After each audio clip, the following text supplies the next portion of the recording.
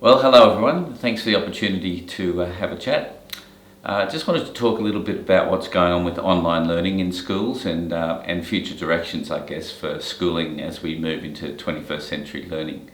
And we've been doing a lot of that here at St Hilda's. And so first of all, I must point out that our teachers are just wonderful and they've done a terrific job getting up to speed and preparing what I would prefer to talk about a pandemic response to learning in these struggling times. So what I mean by that is a lot of schools are referring to what they're offering currently as online learning. Well, online learning is actually a form of learning that's been around for a long time and has many rules and best practices involved. And those best practices aren't necessarily being applied by everybody who is referring to online learning. So we need to be very clear that what is happening is an interim response to offering a solution for education whilst during this pandemic crisis. Having said that, the solutions that, particularly at our school that we're working on, are very good and reflect the quality of teaching and learning at the school. Just before this crisis came to a head though, we were working with the staff on identifying what competencies or what areas were most important for 21st century learning. So we were looking at things like, should we have data-informed decision making? Should we have a global outlook? Should we provide feedback, personalised learning, develop student agency? All of these things. So where we were heading towards was what we call blended learning, which is, a lot of people get a little bit confused between online and blended. What blended learning is we have a lot of the materials presented online so that students can get to those materials, but they also have the teacher there to be able to have discussions with and to clarify where they're going. So blended learning, says the research, is the most effective method of teaching and learning. So you have online learning, probably the third most effective, face-to-face the second, blended learning being the strongest. So why would that be the case? Well, if you can imagine setting up learning online so that the students can actually go there and see what the lessons look like. That has a few effects. Teachers, for example, as soon as they write down what it is they're teaching, can see what they're teaching and instantly improve it. Their colleagues can also see what they're teaching and what they've written down and offer suggestions, again ensuring a bit more quality. What we can also do is say, well, we as a school said that student agency was important, personalised learning was important, let's look at that. Oh, we haven't got this piece in there. So again, we can review it, analyse it and improve it.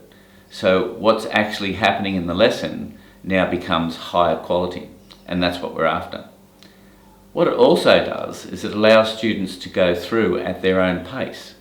So if the teachers build into that a method of analysing or providing feedback at each particular stage, students might work through, and let's say we have, say, 5 levels of learning in a lesson, and they get to the end of level 1, then they might get to the end of level 1 at different times. And we'll have a little rubric saying, well, you're working towards, you're working at, or you're working beyond. So that the student can come up and say, Miss, I think I'm at this point, I think I can move to level 2. Well, how would you prove that to me? What would you, here's my evidence that I can move on. Great, you can move on. Here's my evidence. Oh no, that's not quite there, I need to work with you a little bit more. So the teacher starts doing a bit of private coaching to make sure that they can move that student on. So pretty soon, students throughout the class will be on different levels. Some will be on level 5, some will be on level 4. The students will be moving at a pace that suits their learning needs. And the teacher will be very busy walking around the room going, let me help you at your point of need. And so that's what we call personalised learning. So you can see how very quickly it will match the needs of each and every individual student. So it's about quality, it's about personalising, and it's about transparency of practice. Learning anywhere, anytime, and getting it right. The other thing that should be made very clear here is it's not about having students on computers the entire time. Quality online learning, as we are doing with what we've been developing over the last few weeks with this response, is about setting up the learning. So they go online, they see what they need to do, and they go away and do it. So it could be some experiment that they do with science. It could be something they're doing in the outdoors, in outdoor education, physical education. But they go online to say, what is it we need to do? And then they go off and do it. Then they come back to report on it. So online learning doesn't mean sitting in front of a computer the whole time.